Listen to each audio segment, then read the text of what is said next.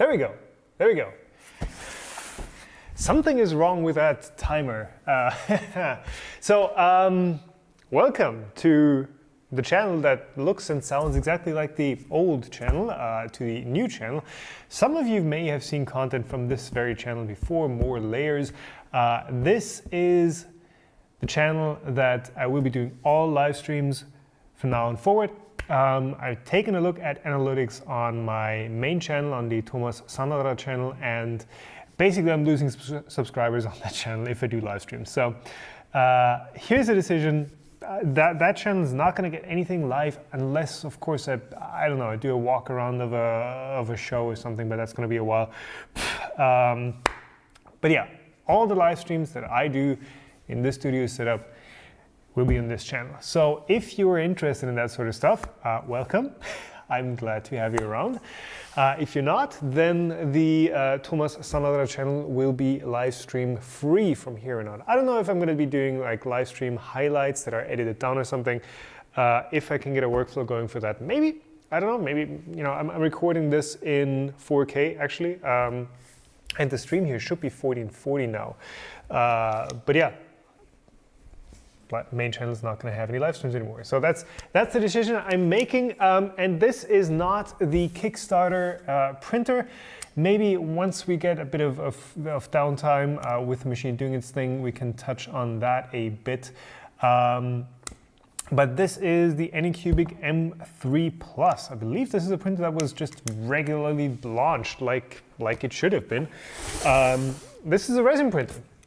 I know I'm doing lots of resin printers, but these are interesting. So M3 Plus, it's fast and it has a resin auto refill. That's actually the part that hooked me, because typically you take a resin bottle, you dump it into the vat and you make a mess. This one, you just chuck the resin bottle into it and it pulls resin in as it needs it. So that is going to be interesting how they made that happen. So yeah, let's just dive into that. So Daniel, turns out with 4K and 1440p, turns out YouTube does not support 4K on the low latency setting. It doesn't tell you that. It only tells you that in the fine print. But it does support 1440p on low latency, while it also does not support 1440 on the very low latency. So what you're seeing now is 4K downsampled to 1440p on YouTube. Of course, if I crop in, then that is 1080p. That gets upsampled to 1440p, but like whatever. Fabio Mim, did I put out a notification or something? I did do a community post. I think that's the most I can do. I don't want to spam people, especially since I'm saying, hey, I'm not doing live streams.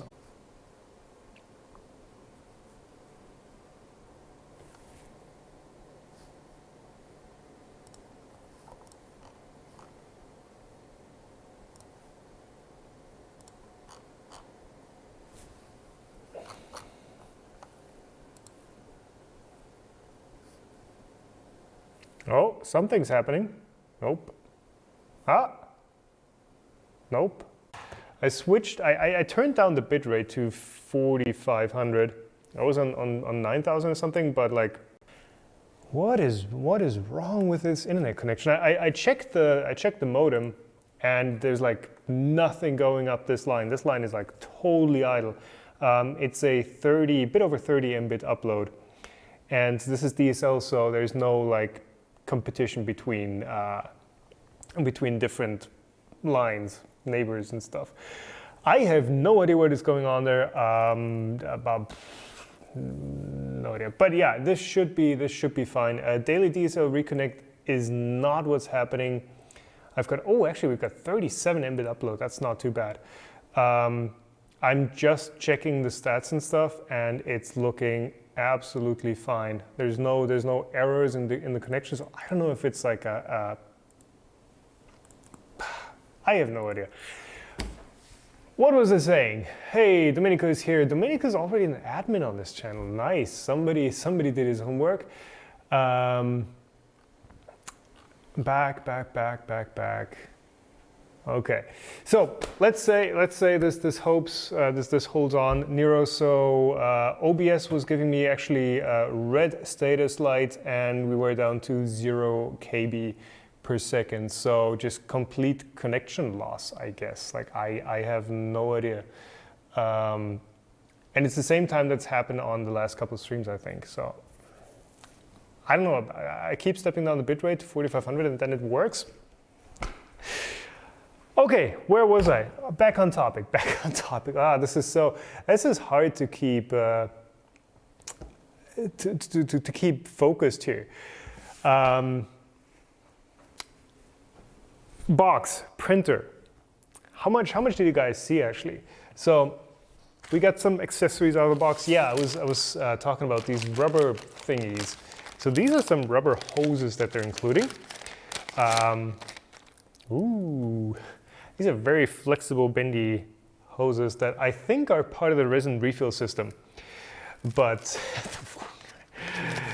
we will find out what these do in a bit. There's also the standard stuff. Yeah, Wi-Fi antenna. This thing has a cloud uplink, and they did send me a camera to install. So this looks like a little FPV camera, actually. Actually, let me try this out. I've got a new remote on this camera so that I can actually zoom in without having to reach out to the camera. Ooh, there we go. That's the camera they included, and it's got like a little 4-pin in the back. I don't know if that is an analog video or probably it's just a USB. But yeah, that is something that I'm probably not going to install today because I don't have a locked off separate Wi-Fi set up in the studio yet. Oh, what is this? Remove the circle corner. Yeah, that's the install instructions. We were gonna get the printer out of the box. Silly straws, yeah. Welcome, by the way, everyone who's around here. Of course, Simone Fontana, first one to comment on this stream. We've got Nero around, the so-called Warong guy. Domenico's around. What else am I seeing? Part-time Ronan. And Part-time Ronan was actually asking something just a minute ago. I hope I didn't miss that. Anyone still COVID-free? Yeah. So far, yeah. So far, absolutely 100% clean here. What is happening? We're just pulling stuff off. Yeah, Craig. New studio, absolutely. It seems echoey. It seems. Here's the thing. So we've had the room tone, the echo going on for a while, but actually I don't mind it that much. I don't think this is like bad. Ooh, what the heck?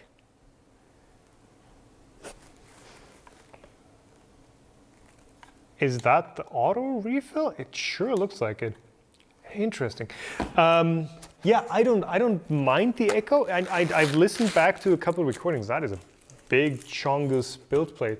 I've listened to the recordings and I think it doesn't sound too bad, though. Probably, yeah. I will do some more acoustic treatment on this space. I'll probably put up something in the ceiling. And also that there's going to be more stuff in this room. So right now it's basically an empty 70 square meters space with like 6 meter tall ceilings. Behind me is the office. That's a drywall cube that I put in. So yeah, it's a lot of echo. You get out of here! So the printer is just sticking out its Z-axis at me.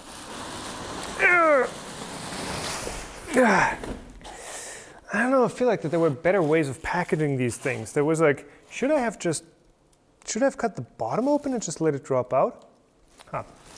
Yeah, there's been that printer that had pull handles on it that I completely ignored, of course. But yeah, this is kind of awkward to grab onto. So the rest is just packaging. Somebody was asking about, Nero was asking about mic. So about my microphone situation. So my microphone right now is this thing that's a Sennheiser NKE Essential going into the good old Rode Link transmitter boy. Hope that's not crackling too much, but that connector should be locked down. That is what you're hearing, shotgun overhead.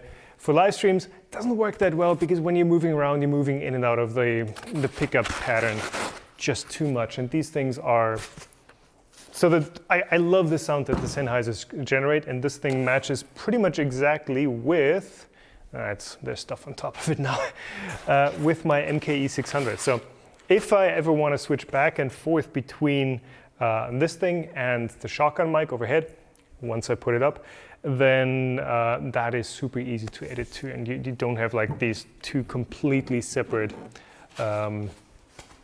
sound profiles that you're getting. So like the Rode microphones typically are very muffled and not very crisp. Sennheiser, a lot more crispness happening there. So I'm just digging in here. I'm just digging into this stuff, and I'm finding all sorts of things that I'm not really used to seeing with a resin printer. So this thing, that looks like, oh, it's blue. Why are you blue? This looks like some sort of bottle clip. Power supply, Chungus power supply. This is a, what are you? 6 amp, 24 volt 6 amp. How much power is that? Plenty for a resin printer. And yeah, the screen is 8 inches. That is a rather large screen. So Prusa SO1S, which is the resin printer I typically go to, is probably like 1/2.5. Not quite 1/3, not quite half, but like, yeah, one sliver of this is like the SO1. So this is quite a big screen, and print size does reflect that. Oh, the printer is blue as well. Just noticing that. There's more stuff falling off of this printer.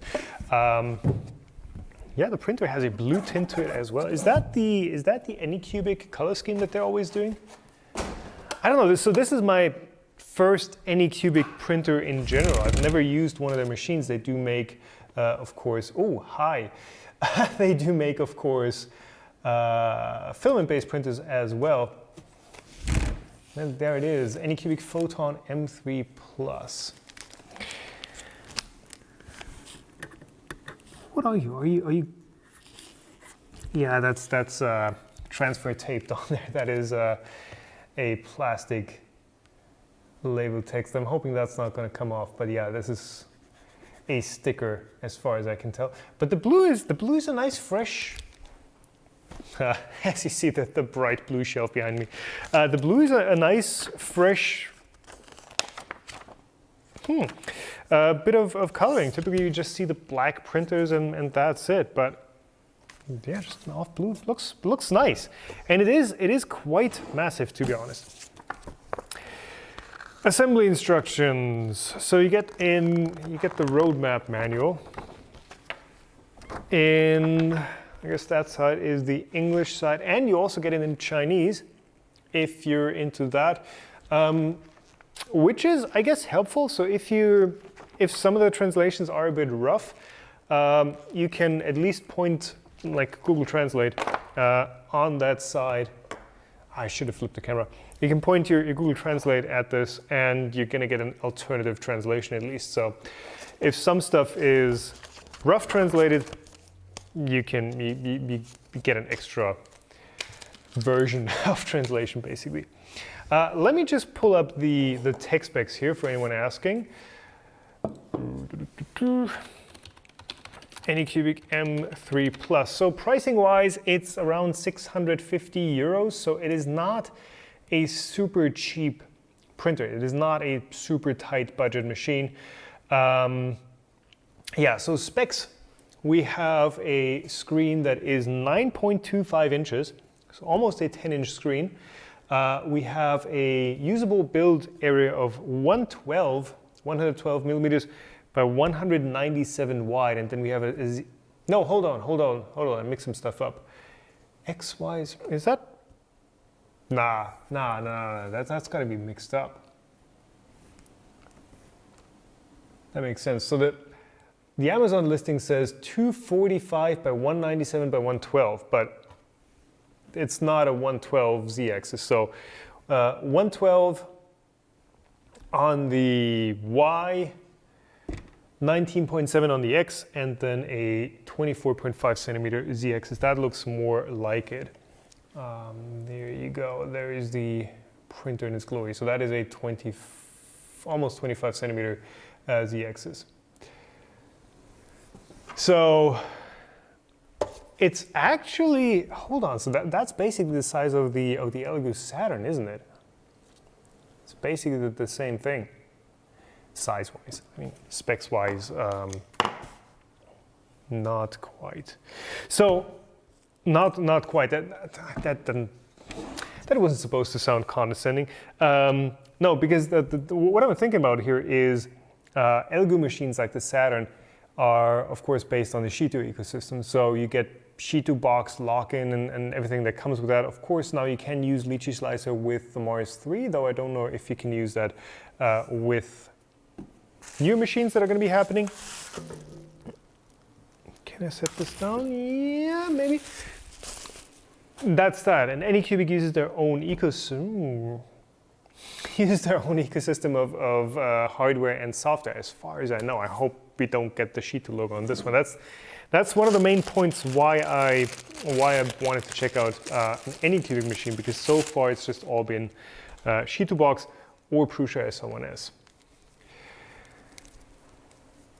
What's the more important company, Creality or Boston Dynamics? I don't know. Depends. Don't think you can really compare them. Chris, this printer is not on Kickstarter, it's on Amazon. You can straight up buy it. You can go out there, you can order it, you can buy it, you're gonna get it. This is not a Kickstarter machine. Why are you sliding off? So one thing that I just saw, that I went, ooh, at was the fact that I need to switch over to OBS so I actually see what I'm doing, is that you get the RP SMA connector in here. Is that RP or is that regular? I can never remember. And you actually install the Wi-Fi antenna like sticking up next to the Z-axis. That is an odd position for a Wi-Fi antenna, to be honest. So it just stickerdoodles up like this. And I guess you can angle it away from the Z-axis like that. Of course it makes sense because the only thing that goes over here is the shroud like this. But that is an odd position for Wi-Fi. But I mean, if it helps with reception, I'm all for it. And removable antennas, you know, typically they're much better than those little stickered on antennas that you get or built in and shoved away antennas you get elsewhere. Let me check out the side here. So there's a big label on the side. Anycubic Photon M3 Plus, 12 kilograms, 120 watts rated. And yeah, one thing that I noticed on the box already is that they have a UK representative and a EU representative, Pegasus Trading GmbH. So yeah, all the label stuff on here. You've even got the new Yukcha that you need to sell to the EU, which is basically, it is just CE, but the UK was like, oh, we need our own thing, and now they have Yukcha. Yeah, on the front you get a, that's actually, you know, that's the size LCD that you get on like a Mars. So that's just the touchscreen for the printer input, but that's literally the size LCD you get on like the earlier Marses.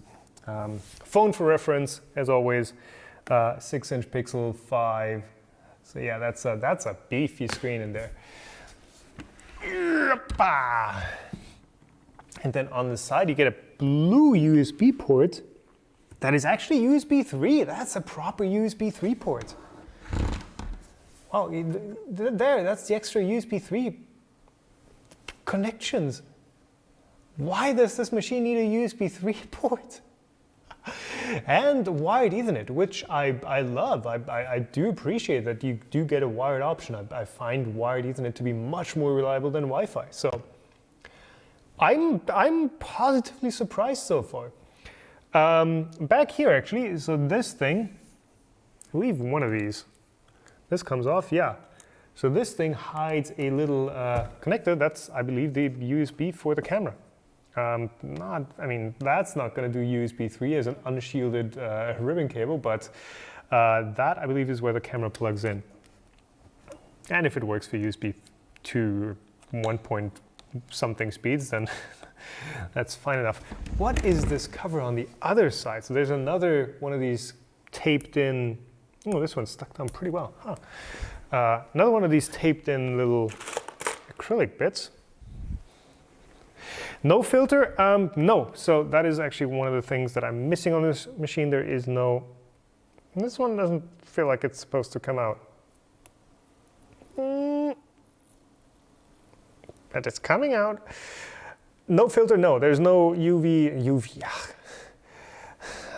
There's, this one's stuck down way too well.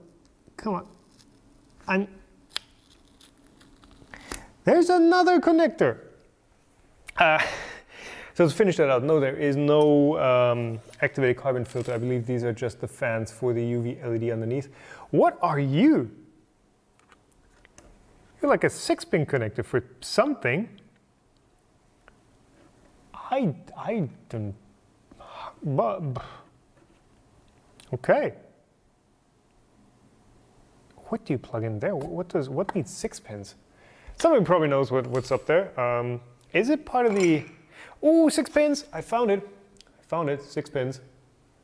6 pins. So this is the. I believe this is the auto refill station then. We will need to consult the manual. Yeah, this thing I was looking at it and was like, what? So there's like 2 prongs that look like electrical contacts actually. Anycubic sticker with a little bit of foil on there. Let me get that. Come on. Nice. Anycubic, and then there's this thing, which I have no idea where that goes into. Looks like 2 LEDs, PL and TL, they're labeled. Then a little nub for the hose and a little pass-through nub for the hose. Then the 6-pin on the bottom and the little venting. I have no idea what this is. Yeah, we will find out. We will find out. Then you also get, is that a little pump? Oh, that's a, yeah, that makes sense. That makes sense. That's a little enclosed pump because you get this resin bottle top. Huh. With a larger hex tube and a smaller hex tube that just go into the bottle. Interesting, and they have an electrical contact wired up to them. So that is, oh, they're using this as a capacitive probe. That is smart. That is smart. So basically, depending on the resin fill level, because you're changing the dielectric constant between these two things, I guess if you move them closer to each other and further apart, that also doesn't help. But because when the resin level drains, you get air up here and you get resin down there, and it changes the capacitance of this. Ha!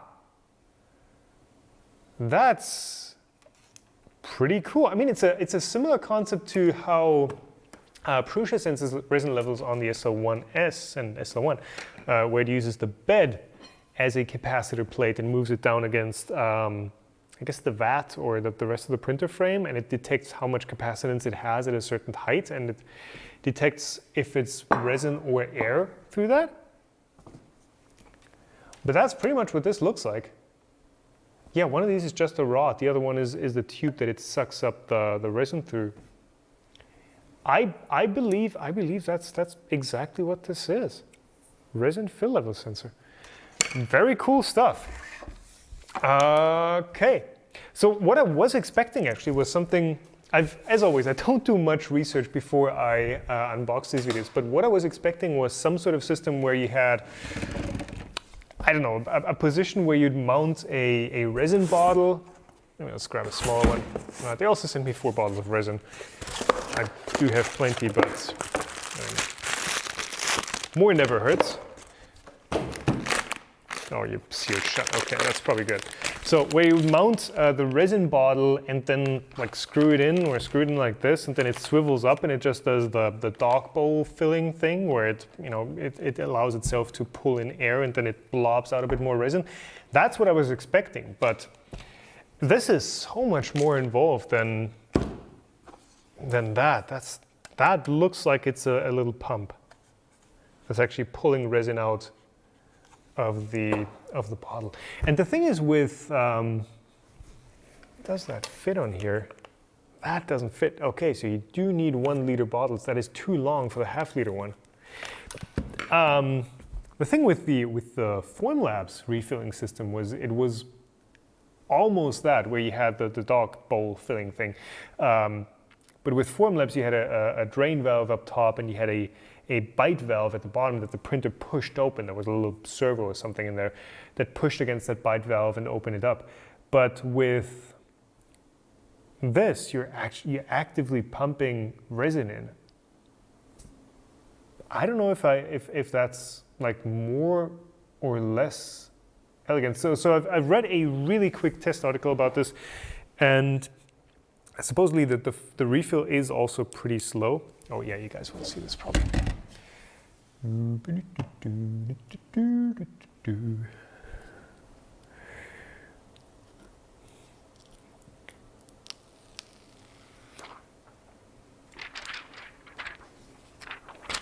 Ah, there's dust on it. Nope, no dust. Okay, we're good. No dust yet. Yeah, looks cool. So general construction, all metal base. Oh yeah, I've not shown you not shown you the bottom. All metal construction, 2 Chonkers fans in there. Adjustable feet. These look like open builds wheels. It looks like somebody just took a bunch of open builds wheels and stuck it on the printer. So there. Yeah, but these are adjustable feet. So if you have a very uneven surface, you can adjust them. Though I don't know if the printer will actually tell you if it's out of level, like the Formlabs will.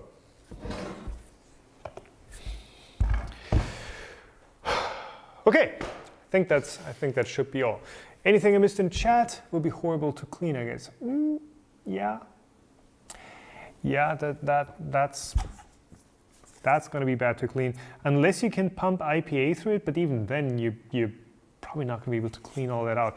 Actually, about 2 meters behind the camera, there's a paint sprayer that's sitting on the floor that I used to spray paint this thing, and the inside of this works beautifully, and it saves like 2/3 or 3/4 of the time that it usually takes you to roll on paint. But when you have to clean it, when you're done, that takes you so long to get all the stuff out. And this is kind of the same probably when you really want to get it clean, especially when you want to let it sit for like longer than a couple of weeks. That's crooked. When you want to let it sit for more than a couple of weeks, that's going to be a pain to clean out. Mostly though in practice, it's going to be a problem from cross-contamination. When you're switching resins from one color to another, you are probably gonna have to flush this somehow. I don't know how that's gonna work. It pushes air into the bottom. Oh, cutter slate. Good point. So yeah, the way this probably is working, because this side, this side goes into the hex tube and it comes out the bottom. So this is probably the side that it sucks the resin through. But that side, this other nipple that you have up here, just goes straight through the bottle. Yeah, you can see the hole right there. So kind of that's a good point. So this probably just pressurizes the bottle, and it pressurizes it, and then the resin pushes into this and you get it out the other one, and it just drains right into the vat. And you do not contaminate the pump with resin. The pump just pumps air. That makes a lot of sense. I still don't know what this does.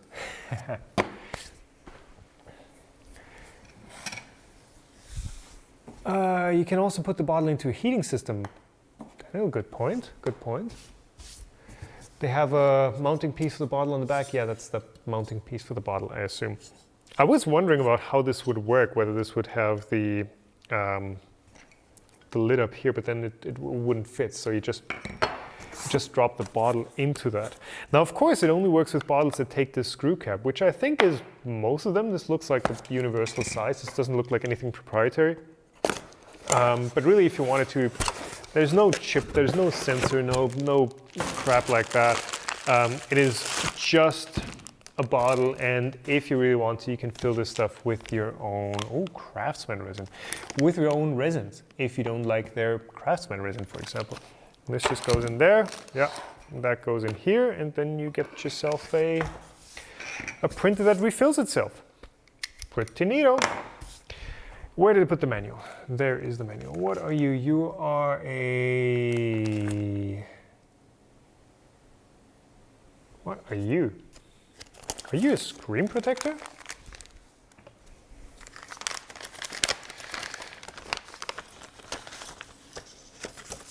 Yeah, this looks like the standard screen protector packaging kind of thing. Installation of the screen protector. Clean the curing screen with toolkits. This is basically just an iPad screen protector that they're giving you. Get the installation careful without air bubbles. Oh, I've actually got some installation spray specifically for applying films. I wonder if I should use that. But I think we've got to raise the z-axis first. So that we can install. Now, screen protector, of course, is a double-edged sword. Typically, you want your vat, your FEP film, to sit as close to the screen itself as possible, because you don't get the light to diffuse. You get it to go straight into your print, and that's it. No diffusion, no nothing there. But of course, this doesn't have the extra layer of glass that your phone screen typically has, where it doesn't matter. You can tap this all day, and it's got like a millimeter or two of Gorilla Glass and stuff on it. This is literally the LCD panel itself. So this is more fragile than any screen you're ever going to handle. And these do break, but honestly, I don't know how much this plastic screen protector is going to do for that. I guess it might fill the gap between, because this looks like it's inset just the slightest bit. Looks like it's just like slightly going down, dipping down. You can see it with the reflection of the tape at the edge here, but it might fill that gap. I don't know. We will cross that bridge once we get to it. But first, a word from a sponsor. No sponsors on this channel yet. Also, no memberships, no YouTube super chats and stuff enabled on this channel yet, because it's not big enough.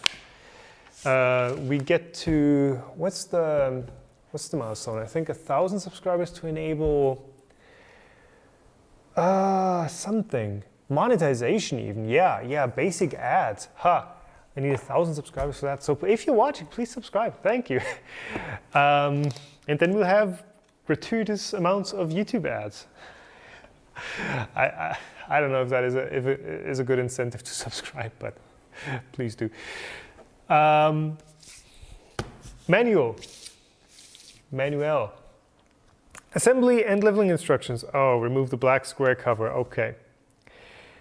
Take out the wires below. So that is what we already did, and I put it back on because I thought you weren't supposed to take this off. So let's do this again. Let's take this off again. Actually, we can use the spatula because this is nice and sharp. So this we take off, and I guess we don't need this anymore. This just goes in the trash. Thank you for the sub, Thomas CNC, and Elliot Dyson also, thank you. What number are we up at? I don't have a live track here. Yeah, hype train, 1,000 subscribers. And then I can apply for the YouTube partner program, I guess. This plugs in here, and then there's a threaded hole and another threaded hole right back here. Okay, Are you plugged in already? That's a rather short cable, and I don't want to yank it, I don't want to pull it.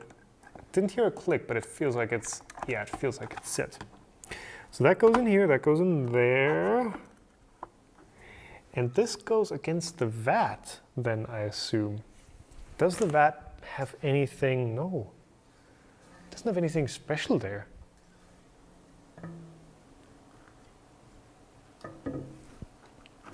I guess it's, oh no, no, hold on.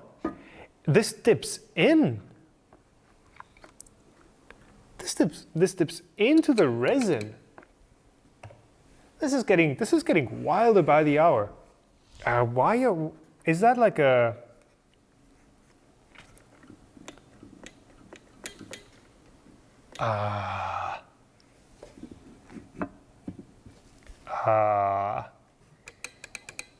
why do you move? Is that like the vat detection, that when it presses against that, it detects the vat? Because if you move this away, this tilts up. So oh, that's not a detection. That's just the helper, that it like dips into the vat. Otherwise, you wouldn't be able to install the vat. And then this goes into the vat, and I guess it uses the same capacitive sensing technique of acting as an overflow sensor, because this is pretty high up. When it sits like that in its intended position, this is like the max fill level almost. So once this senses, resin shouldn't be that conductive. Once this senses resin, somehow it stops filling. Switch to stop filling when the lid is off. Well, there's another sensor in the back here. So that is an optical distance sensor. That I believe is the cover detection. Bit wild that you've got the cables open like that. That doesn't look too good. But yeah, that I think detects the cover. And this, 3 pins, is some sort of another sensor, but I don't. So this one goes to the front. That's just the ZX's end stop. Okay, that's all that is. So ZX's end stop, and that optical sensor is detecting the cover presence or not. This is wild. Oh, also, on the topic of things being wild, that's humming nicely. This is the FEP film. It's matte. Like, it is literally, I've not taken off the protective film yet, but this is a matte frosted FEP film that supposedly releases easier than the standard glossy ones, which I don't know how that works, that it's actually releasing easier.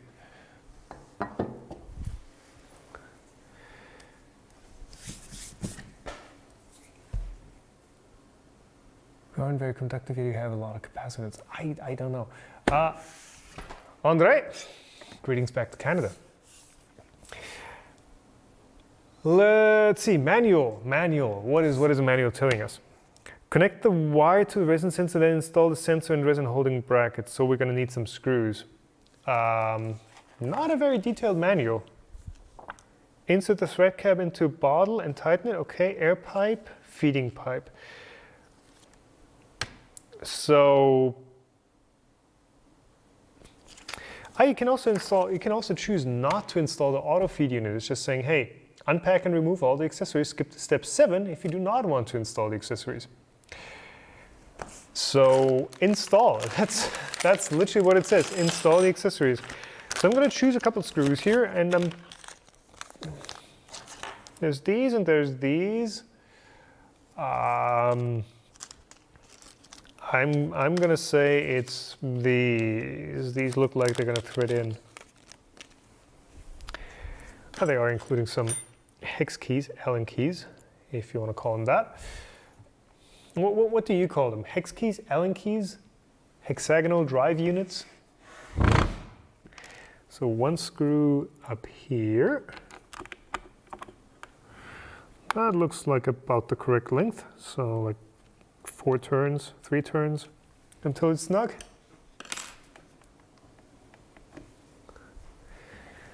Simone, yeah, we're going to figure this out. We're going to find out what all these parts do.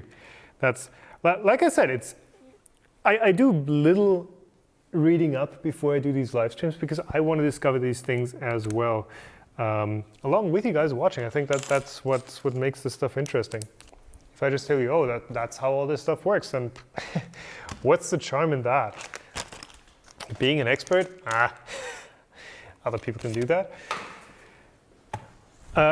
Okay, so that's locked down. That feels good.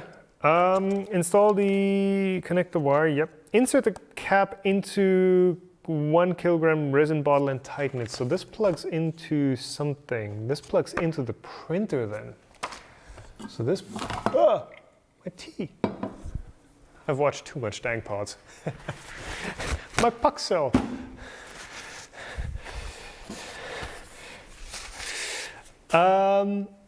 So the sensor, the capacitive sensor for the resin bottle plugs in straight in here. But we also get the mount for the resin bottle.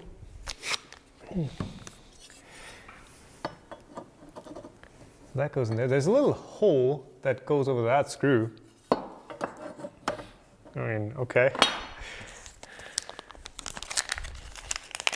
May have been a better design choice to have that screw somewhere else than to add an extra hole to the holder, but it works, it works.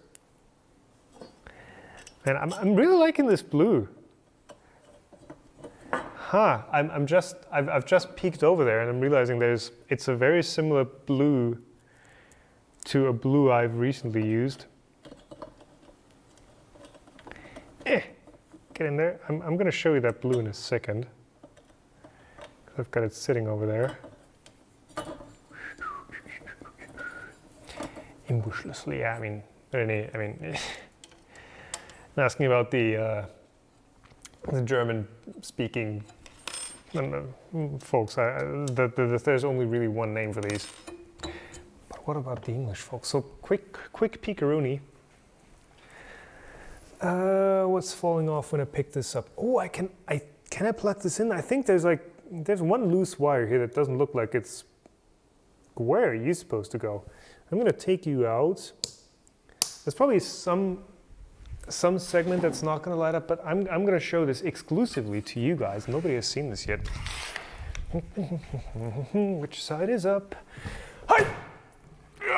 It's kind of heavy. It's massive beechwood. Oh, I'm gonna need a power plug. Hold on. I got this. Yeah, I guess when I'm doing this sort of, ooh, blue light. I see which section is not lit up. Can I fix you? Where are you supposed to go? Was that you? Yeah, maybe. You, but no. Must be you. Hold on, I gotta fix this real quick. One second.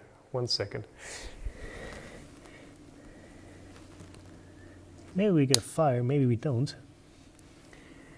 So you go there, and then you go there, and you go there. So that's that and that, so you must go there. Haha. Yeah.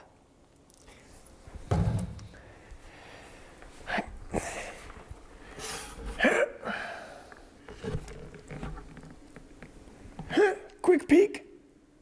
And we're gone.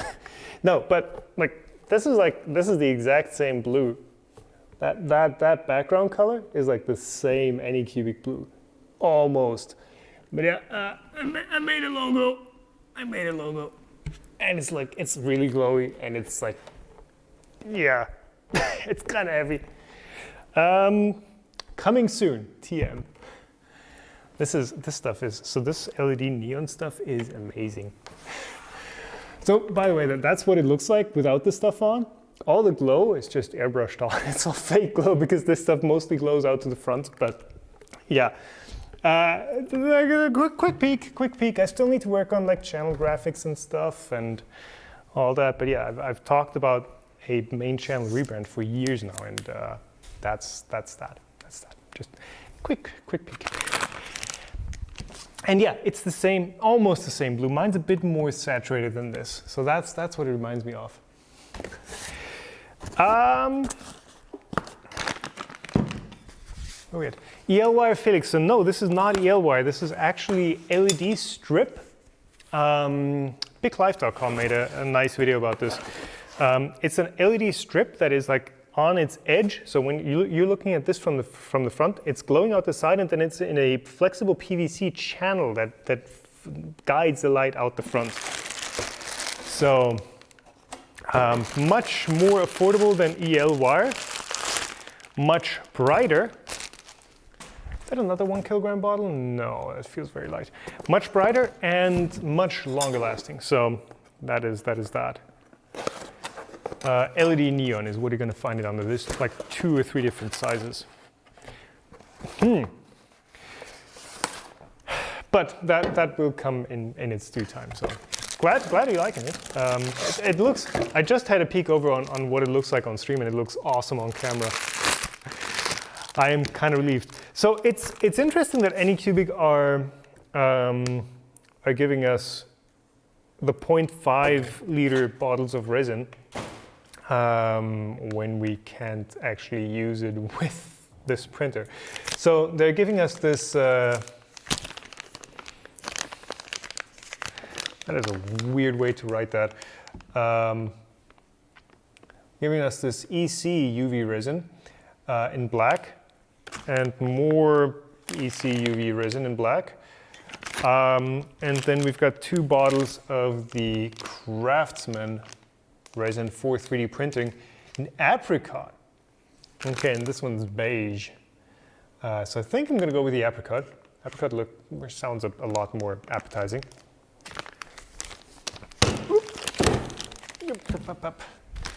Craftsman resin. I wonder if there's anything special about this. Does it say on the bottle? Check the label. This is just safety warnings. Monochrome 1 to 4 seconds. I believe this has a monochrome screen. You probably wouldn't bring out a printer with a full color LCD at this point. I know it's supposed to be eco resin. I know, but it's like I like to make fun of brand names that are spelled weird, right? So that's like, I guess that's supposed to be an O. I know. All right, so at this point we're supposed to connect the resin, though from what I've read, it takes forever to fill with the auto feeder unit if you just use that. Kind of like with the Formlabs machine, where it's like slowly dripping in, and it's going to take 2 or 3 hours. This probably is going to take a while to fill as well. So I'm not going to install the resin bottle into the printer yet. I'm going to do that once we have the vat installed. Leveling. So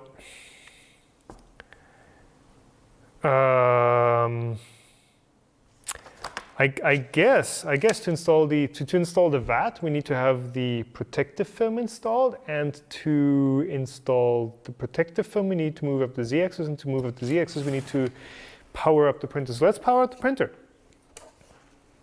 Let's see what happens. Yeah, cutter slide. I mean, R3 Cord is still very happy about that way of pronouncing his name, or his company name.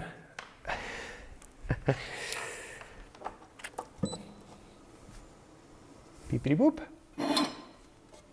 Oh. Fot on. Oh no, it's fton. I'm supposed to tap that? Huh. So can I just rotate this a bit more so I can actually see what's on the screen too? So the screen is actually installed at a 90-degree angle, so I do prefer them to be a bit angled back, but this is not one of those horrible TN panels, or is it? Nope, it's pretty good. It's like an IPS panel at least, where you know, with the TN panels, typically they're installed at the exact angle where the natural position, you look at them, is just a position where you see nothing. But this one is good. This one's, I guess, IPS at least, or something, or VA, or something that isn't that menu is simple, but it looks good.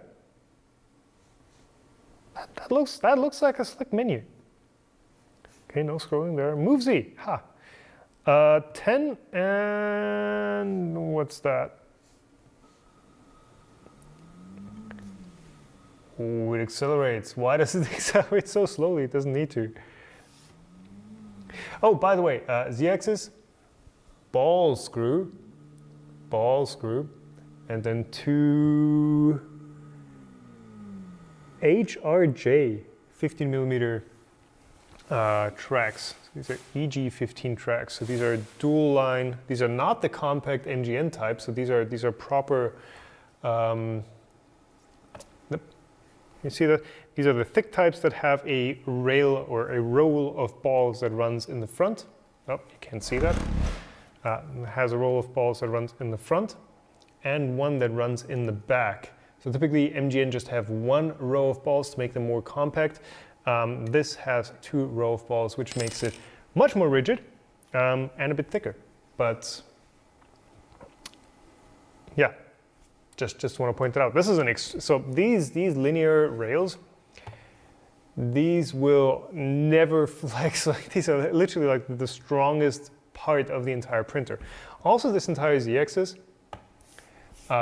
massive. You can see the wall thickness on this thing. That is a massive custom extrusion along the entire length. Lots of printers are using like custom extrusions these days. It's pretty cool. That also never gonna flex. So yeah, we were gonna install the protective film on the screen. Window cleaning spray.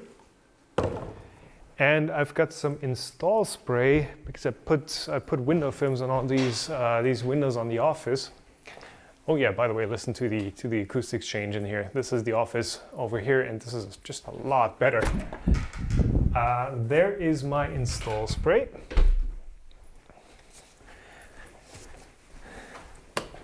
This office is way too bright, by the way. It's about 1,000 lux in there. You can hardly read your screens. I really need to get dimmable LED drivers for those lights in there. So first things first, let's get this cleaned off. About to be accurate, it is about the size of the LED Saturn.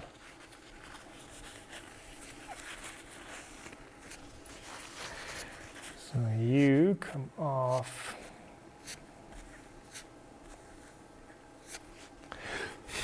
Wow, that is not very dust free.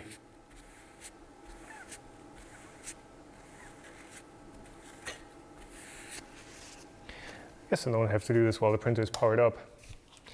And then install spray. And then this side is the back.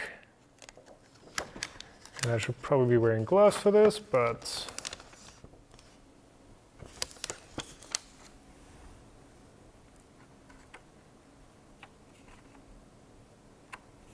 that was not enough spray. Okay, I get it.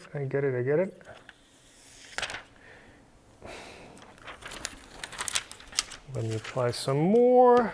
1 second. This is turning into a disaster. We can always rip it off if we have to.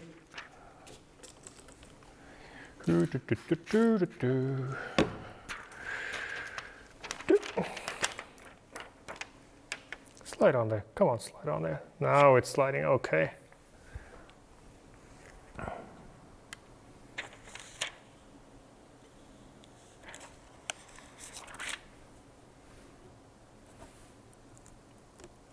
Come on. Why are you sticking down back there? Ah. I should have just installed this like a regular cell phone film.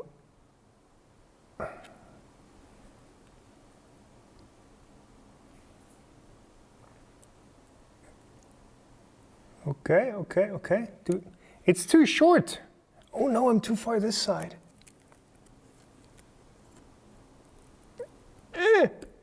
Okay, yeah, you're not going on.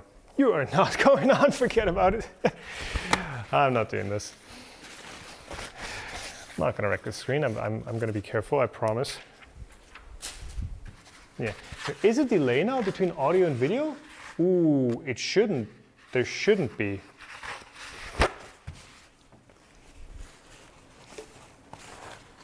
But if I keep talking really, then you might be able to hear if there is a delay or not. So hopefully this, I'm just messing with you guys. Is there actually a delay? Knock the printer with the fist. Do that. I guess that should give you a good indication of sync. It looks good on my side. No screen protector.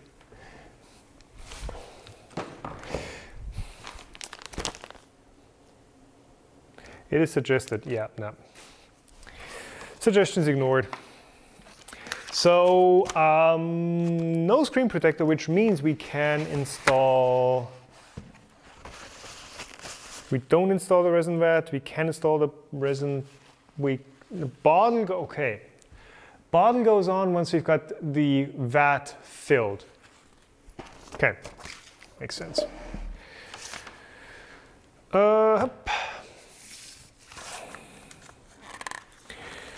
So basically now we level we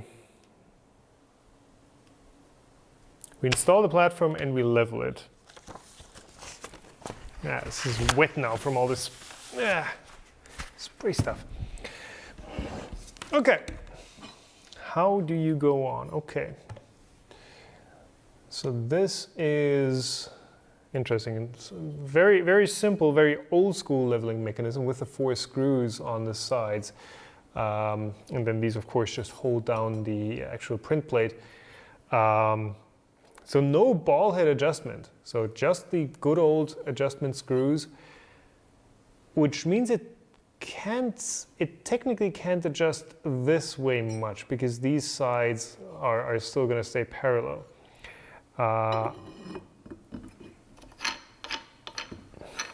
But you do get the quick release. This theoretically is a more sturdy mechanism than the ball heads. The ball heads sometimes, if you knock a part off real hard, they can shift out of alignment, but yeah. Oh, and it does, no, it does clear the sensor. Yeah, okay. Let's just try it. So these need to open up.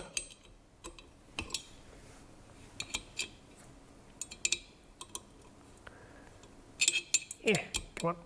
Come up. These go there. Hello, Pow. Welcome to the new old channel. So you're not quite loose. Let's loosen you up a bit more just to make sure we're not wrecking the screen on the first try. And then I guess we're supposed to add this paper that you can use for leveling.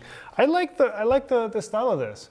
The big font. This is very simple design. The same on the screen actually. Very simple, straightforward design. I like that. Click home on the touchscreen, wait for Z, press down gently, tighten the screws. Okay, same as always, press Z0, save the 0 position. Easy enough. So do I actually have to tap this? No, that's not like an Anycubic icon, any steady start.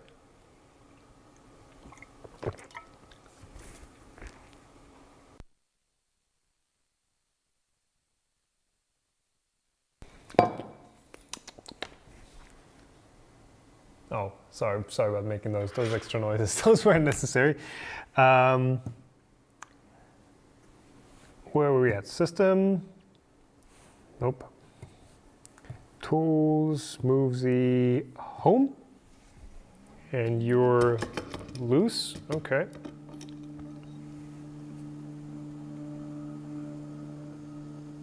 So let's hope this ZX's end stop works. Yeah, it does. Okay.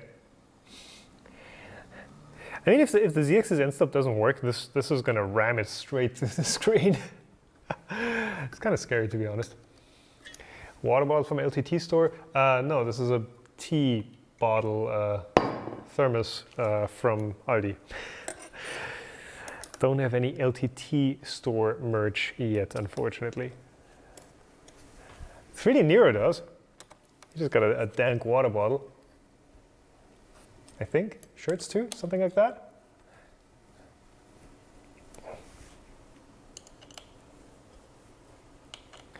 So these are all somewhat tightened.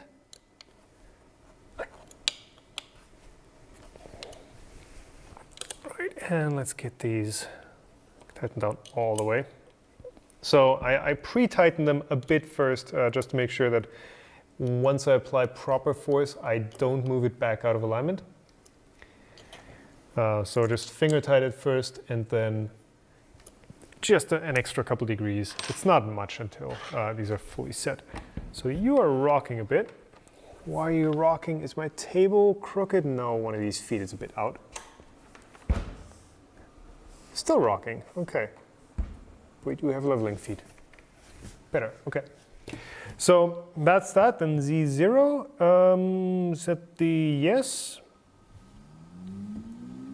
And it's doing something again. I guess we can take this out while we've got the chance.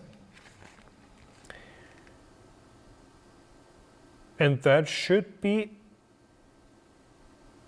it. Take out the paper. Exposure test. Okay, so we're doing an exposure test. We're seeing if the screen works. That acceleration is weird. Don't you need to get it closer to the paper first? Yeah, we did that. We did do the we did do the adjustments that the anti-detect. That is a good point. Do the first leveling without the platform in place, so it can't hit the screen. Though to be honest, this bed holder, this platform holder, this would press down into the screen just as well.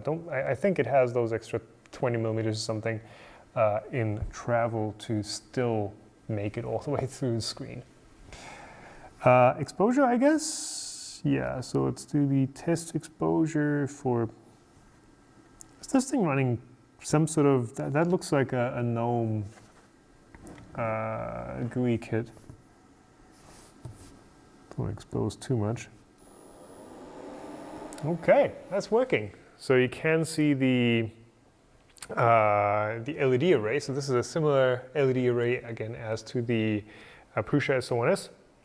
It has 15, probably more. How many was that? That's 5 by 8, 40 individual LEDs and lenses in there. So this should have a very even exposure on the entire surface. The entire bed holder. Oh, yeah, you're not going to take the entire bed holder off because you have to unscrew it from the. Can you even? I don't think you can even unscrew this from the nut.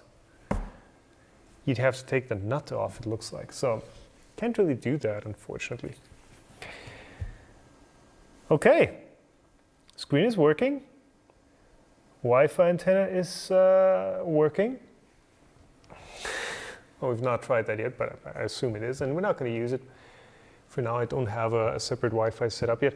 So we install the resin vat. Yes. Okay. We're going to need the 2 screws for the resin vat. This has another protective film on it, so let's get that off.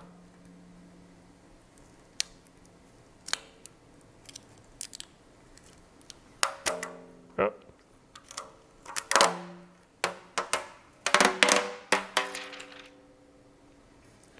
So that really is how that film looks.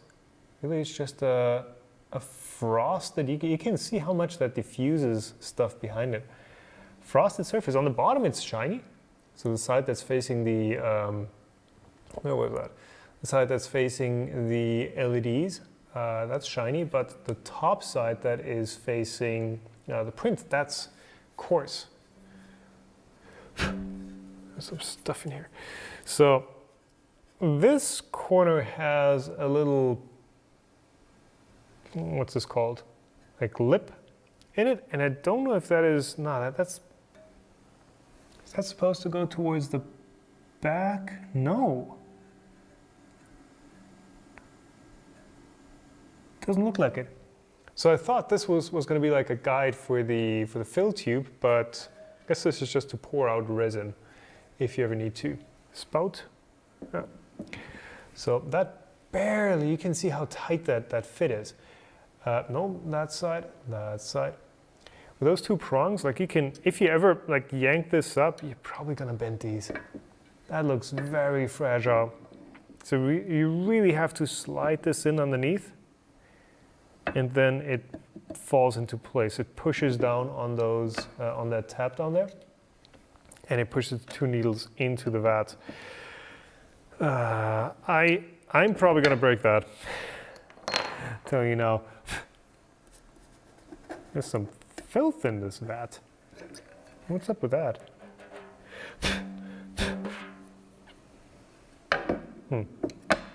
Just on top, so it's gonna get flushed away by the resin anyway.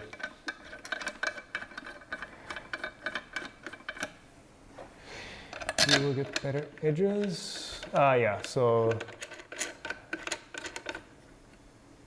berries on the tree, it stays there forever.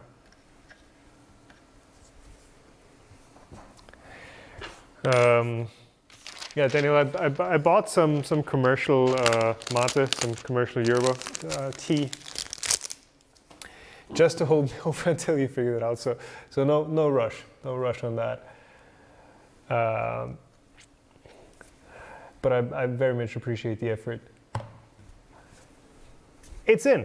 So we're going to be handling resin, so it is time to glove up. And I do have my white nitrile gloves. That used to be a box of 200.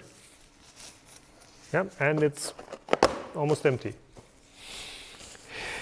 In general, at least when I'm doing like tests and trying stuff out with these printers, I find that I'm spending about as much on gloves as I am spending on resin.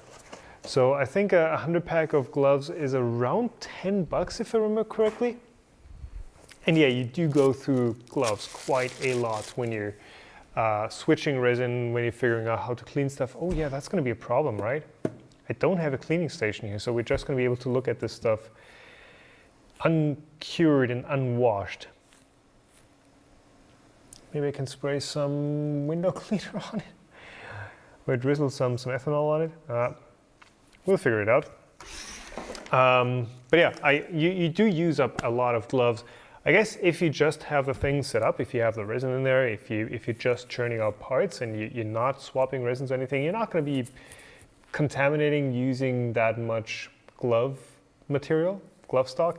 But yeah, when I'm experimenting, I do switch these often. You know, once you get resin on it, it is going to start seeping through the gloves. So really, once you get these contaminated, you do want to switch them pretty much immediately, especially these thin examination gloves. If you have the thicker chemical resistant ones, they do take longer for resin to seep through them, but they're not impenetrable either. So, you know, I stopped using those thick green UVEX gloves, and I've switched over to just using disposable ones, which does work, and it does allow me to switch them much quicker. That's a lot of gloves. I bought 2,000 gloves in that order. So yeah, that kind of gives you reference for how often I do switch them. So that's gonna be my trash box. Apricot, Craftsman resin. 1017, so that's from October last year if they have a best before time of 1 year. Yeah, so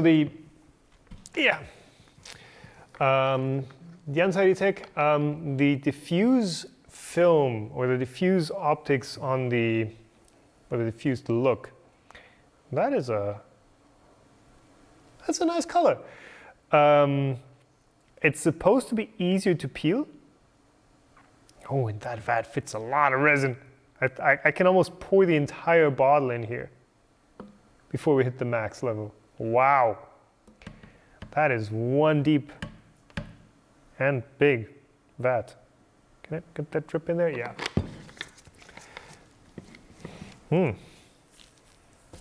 Smells not too bad, a bit rubbery. Oh, I don't need to put that back on there. I'm gonna put up the, back here, I didn't want to turn that up all the way. I'm gonna put up the activated carbon air filter in there, just to get some ventilation.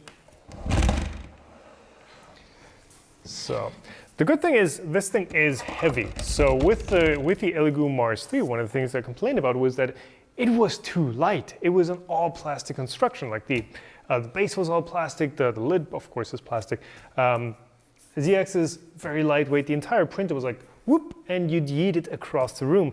This, you're not gonna accidentally just push it around and spill the resin out of the vat. That's one of the problems I had with the Elegoo Mars 3, where you would push it too easily and just whoop, and resin would just come shooting out of the, the vat and spill all over the printer. I spilled like resin 3 or 4 times on that machine. So that just goes in like that, I guess, huh? And yeah, it does dip into the resin. Part 10 Ronin, so yeah, you can pump the resin. It does have a resin pump, though, and I hinted at this briefly before. I did read a quick review of this thing, and one of the things it complained about was that the resin pump is like really, really slow. So you can't use it for the initial fill up. You can use it to keep the resin topped up during printing, kind of the same as with the Formlabs, where it just takes a couple hours to fill up the tank, it's called in the Formlabs, for the first print. So same idea here. We just pre-fill the vat with resin, just enough. The sensor isn't dipped in yet, so we are going to see that pump in action, I hope. But yeah, just to speed things up a bit.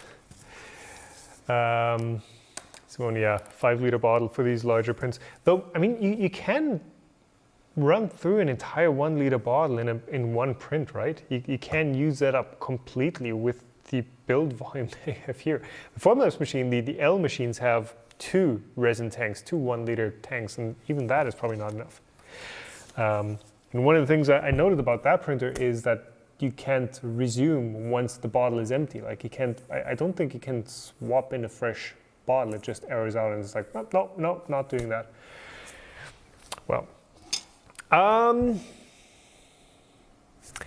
okay. So let's see, air pipe, feeding pipe.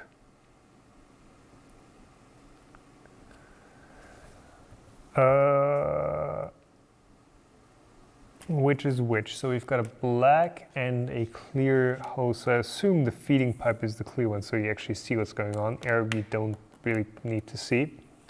So air goes into the, yes, okay. Air goes onto the one that is just straight to the top. It doesn't go to the bottom, and this goes onto the outlet of the pump.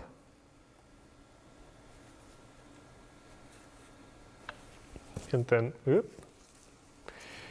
this one, that's the one that we're going to see resin come out of, I hope. You go there.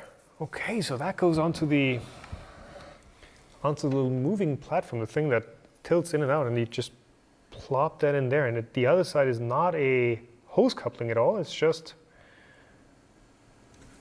you just get resin pouring out of that. Okay, that's gonna work, I think. That should do it. I don't know I don't know if I like the extra Anycubic logo on here or not. It's just random logo. I don't know. Bladeburn Studio, I can touch on that once we've got stuff running. I did briefly touch on that at the start of this video, of this stream, sorry. But I can talk more about that once we figured all the stuff out here. Okay, doing all this stuff out of order. This is hard. So we've installed this, placed the resin bottle on the bracket. We did that. We did the test. We've got the auto feed. Okay, auto feed only works when the machine is printing, and the unit feeds every 5 minutes normally.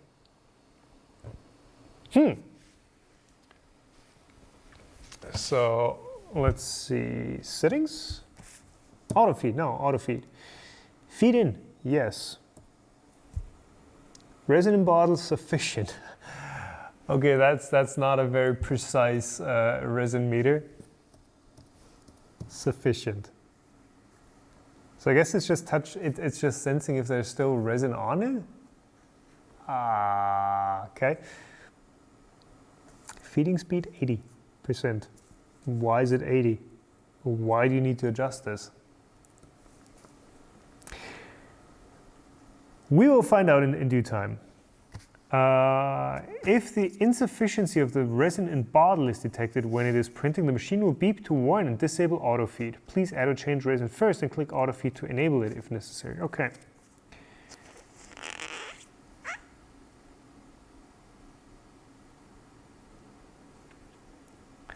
So they're basically saying, okay, so we're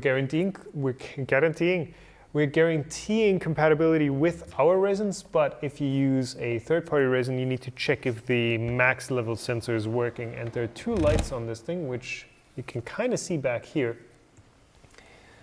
There we go.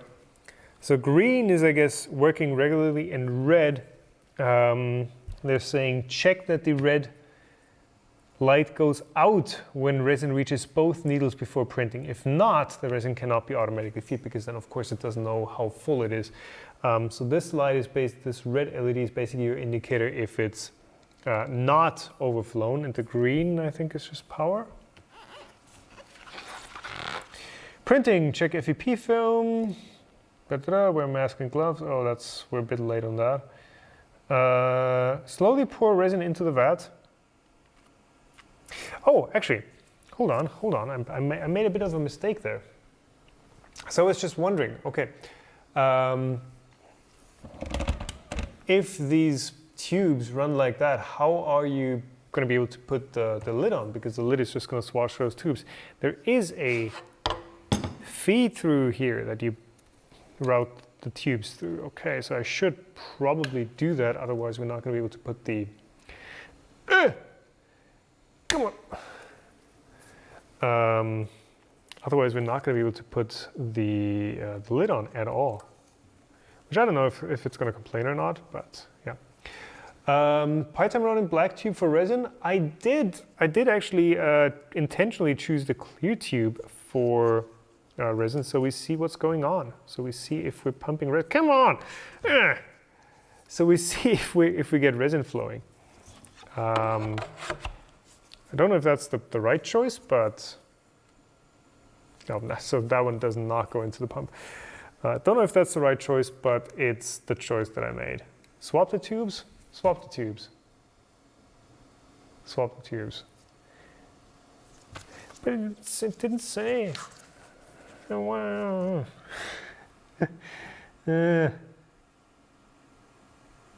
Oh, air pipe transparent, it does say in the text. I just skipped over it. Okay. To avoid damage. Okay. Let's swap them then. Manuals. Why do you have to read them? That goes on there. That goes on there, and then these two, of course, we still have to swap them around. Black tube is for resin. I guess the black tube then is something that is a bit more resistant, because it does feel a bit stiffer than the clear tube, which I think is just silicone. This one is, I don't know if there's a difference, but You're gonna cure the clear tube. Ah, good point, Andrew. Yeah, light leakage, untidy tech. Okay, yeah, makes sense. I'm very much used to having all LED lights in the studio, and so in the basement studio that wasn't a problem. There was no windows that would have ambient light going in, but I now have windows to the outside world where natural light is going to come in. So yeah, curing resin in this tube is going to be an issue if we use the clear one for resin. Download the application. We're not gonna. Oh, this is an Android app. I'm gonna need a burner phone for that. I can use one of the old LG phones for that. Open Anycubic. Is that? Hold on. Do you even get a on PC? Okay. We're gonna need some software to slice this, or to slice something for this. Oh, and I don't have it. I don't have the guest Wi-Fi, and this thing doesn't have internet. And we also need internet to download the software. I forgot. Untidy tech. Okay, so let's answer that. The pins on the on this thing, they are not touching the vat. They're actually about 3 millimeters away from the edge of the vat. The vat is anodized, so it's non-conductive. But these are intended to dip into the resin once it's full. So this is like the resin fill stop. So they're literally hovering right now. They're not touching anything. They're not super tightly constrained, but yeah, not touching anything at this moment. Maybe the USB has a test file. Good point.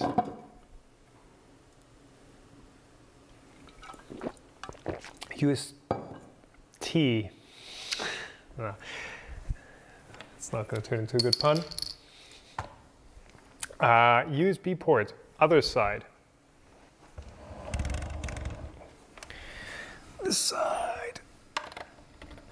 It's funny, you seem to know an awful lot about these machines. I assume you've got one of these, or you've even helped Anycubic with the development. Print, what do we get? Test.pwmb.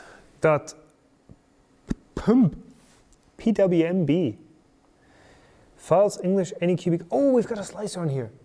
I should probably pull these files. Before we start printing, because then I'm not going to be able to pull the USB drive. So let's see what's in here.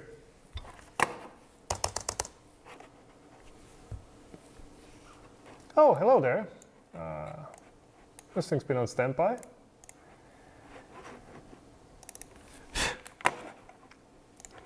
USB drive, English, photon workshop damage. Let's install this. So yeah, this thing is completely offline. I hope we don't need to do any sort of online activation and stuff.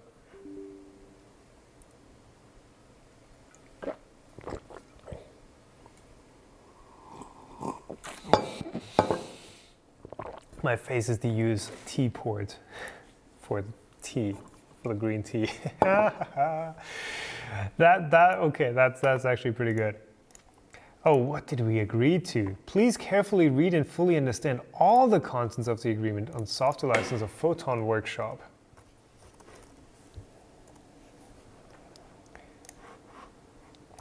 How much is this? That's not too much. Oh, new GPL! What? Okay, that's just for cute. Do not follow the service Anycubic blah blah blah. Agreement period. You have the right to use each upgraded version.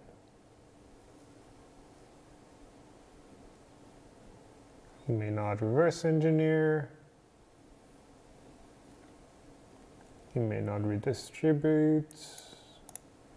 No guarantee. Okay, so that's That's not too much of an agreement. I don't know, there's no, like, we're gonna sell you data, like SnapMaker had. I mean, I don't know if they do it anyways. Like, looks like the Maker's Muse lattice cube. Not quite. Don't think so. Run photo workshop. Let's see what we get.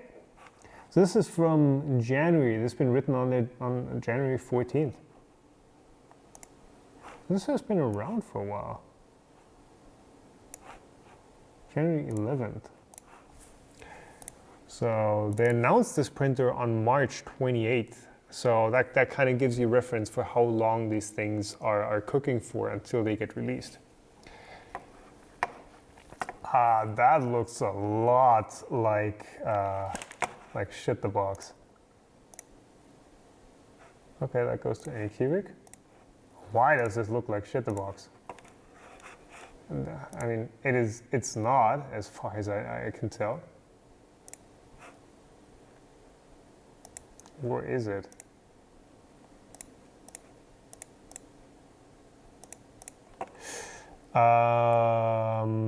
M3 Plus. Load. Save. Close. There we go.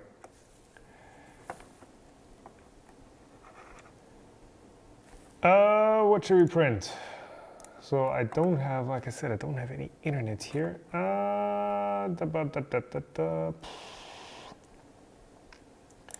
What is this? Hey, we've got some cool stuff here. Let's check out the $35 stuff. Do we have anything that's like small in here, Simone? What are you? National options, give me that, give me that, give me that.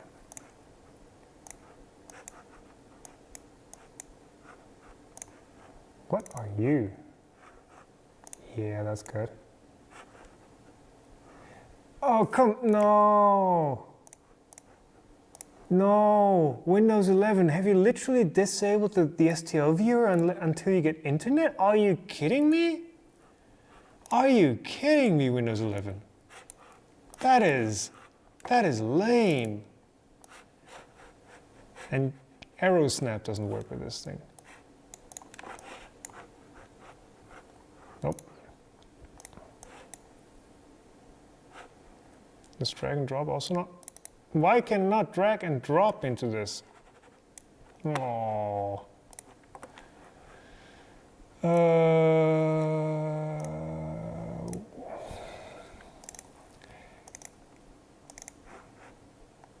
Ooh. Double click also does weird things.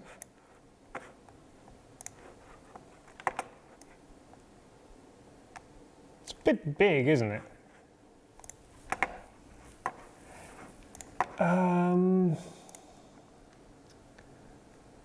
McCree buckle.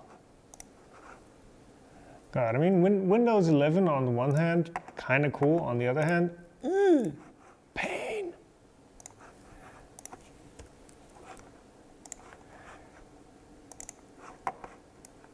That's a bit too bland.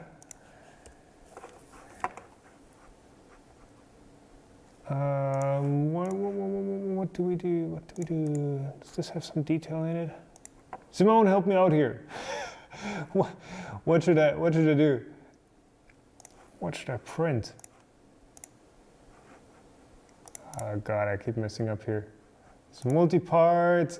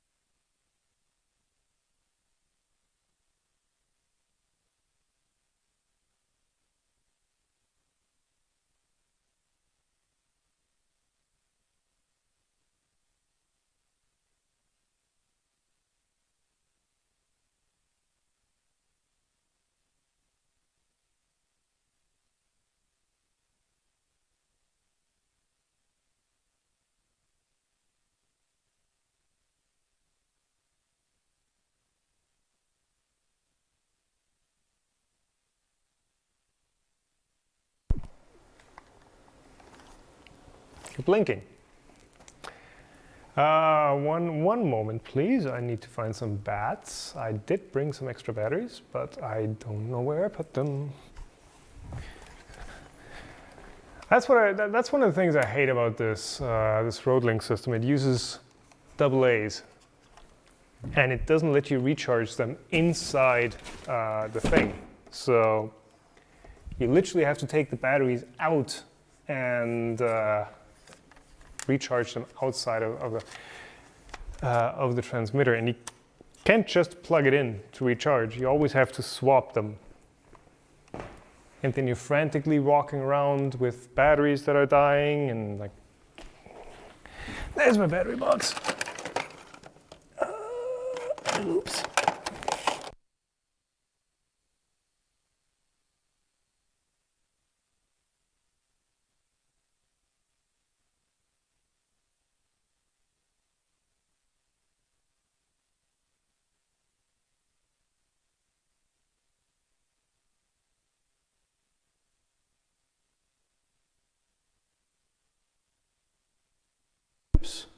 And it loops. And it loops better. Yeah, audio gone again. I know I just turned it back on. The batteries were still dead. Dad. I've got dad batteries. You can plug in a USB power bank into these, but then you've got a plugged-in power bank, which isn't very convenient.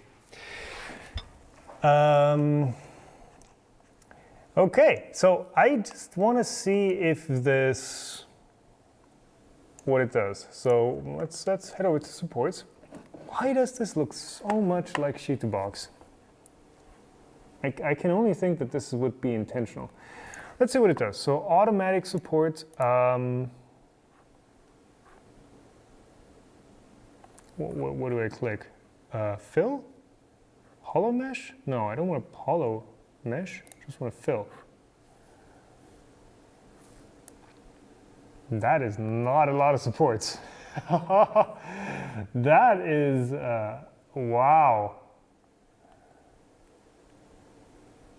I don't think that's going to work. For how thick this thing is, I don't think that is enough support material, if I'm being totally honest.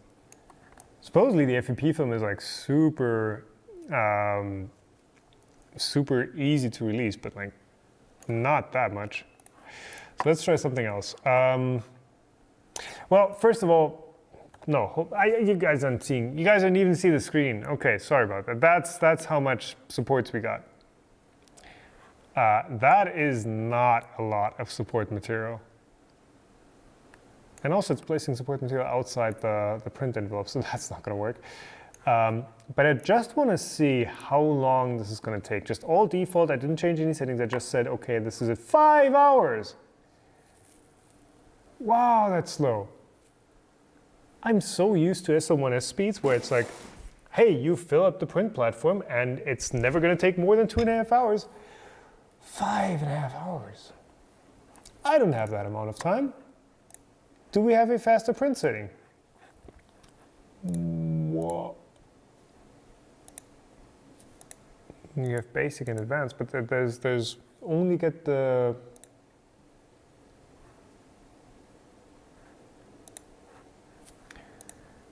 you don't get presets, looks like, unless I'm missing something, but it doesn't look like you're getting any sort of keychain. I'm reading Bladeborn Studios commentary. You don't get any sort of different print profiles where it's like coarse, fine. What is that? Save photons file. Oh, that's what the export button does. Okay. Layout, scale. So we are currently, yeah, pretty much the same size as a Mars or an SL1S. So let's do z-axis 30 millimeters. And it scales the supports. Okay. How about now?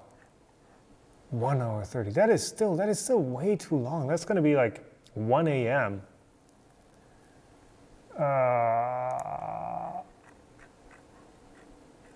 Ooh, that zoomed in a lot.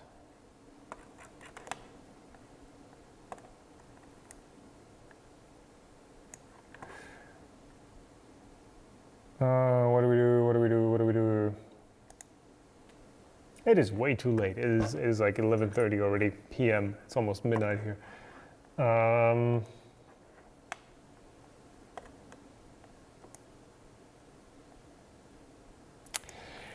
What do we do? You know what? I'm just going to split this. This is the channel of disappointments. I'm just going to split this into multiple streams, right?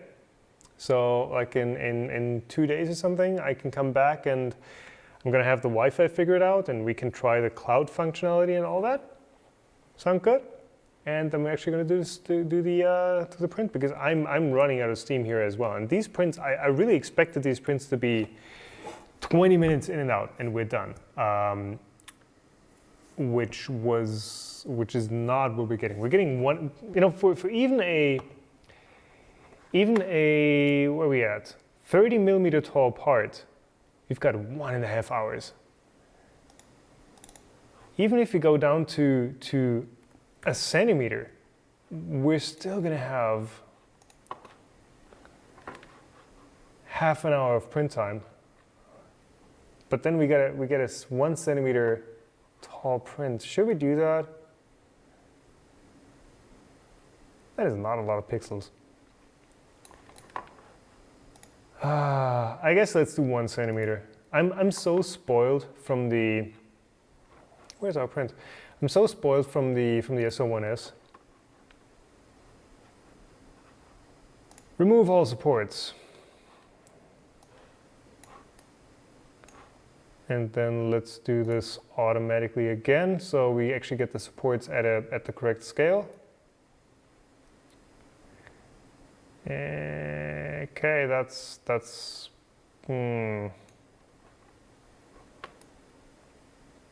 yeah, that's not proper support material. What if you do light?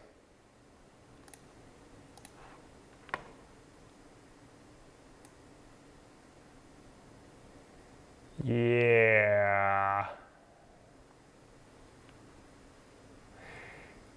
This ain't gonna work. This ain't gonna work.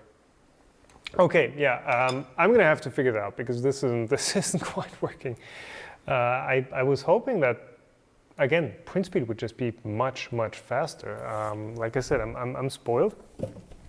But this was advertised as a fast printer, and I don't want to get grumpy and just start bashing this printer, which is what I often do when I stream way too late. So I'm gonna cut the stream here. Next stream is going to be printing and figuring out the Wi-Fi and all that. I'm going to set up a guest Wi-Fi and we can hook this into the Wi-Fi and we can check out the cloud functionality. Next time, not today. Okay, thank you for watching. Go subscribe on this channel. Even though this is a disappointing stream, we got the printer assembled and filled up and all that, but it's too late. Probably also shouldn't start these streams at when did I start? 9:30 or something? So I guess one last thing to close this out, because somebody asked, why are we now two separate channels? Why is this now a separate channel from the main channel? I looked at statistics and I'm losing subscribers if I do live streams on the main channel. I know people like them, I know people watch them, but I think it is dragging the channel down if I do live streams on that channel and I get people to unsubscribe from that, or at least ignore the channel and not watch the stuff. So I'm deciding to split this out, even though we're not going to get tons of views, at least at the start, with this channel. I would rather not endanger the performance of the videos on the main channel with live streams that YouTube decides is not what people want. Whether people decide they don't want, but YouTube sees it as a signal of like, hey, people don't want to watch this stuff from your channel. So yeah, split out. I mean, I've got all the live streaming gear. I'm just streaming to a different channel. It's going to be the same stuff pretty much, though there's less pressure on me for these streams. So I guess it works out for everyone. It's like I said, these streams at the start on the new channel, they're going to get less views. I know that, but it is what it is, and hopefully the main channel is going to profit from that, from regular videos not getting dragged down by live streams, and this channel can be a bit lower pressure. We all win. So what I'm winning is a ticket to bed for today. I would like to thank you all for watching. Subscribe to this channel so we hit 1,000. You can actually watch ads on this thing. I mean, do what you want. I can't make you do anything anyways. Keep on making. I will see you in the next one. Thank you for watching. Bye-bye.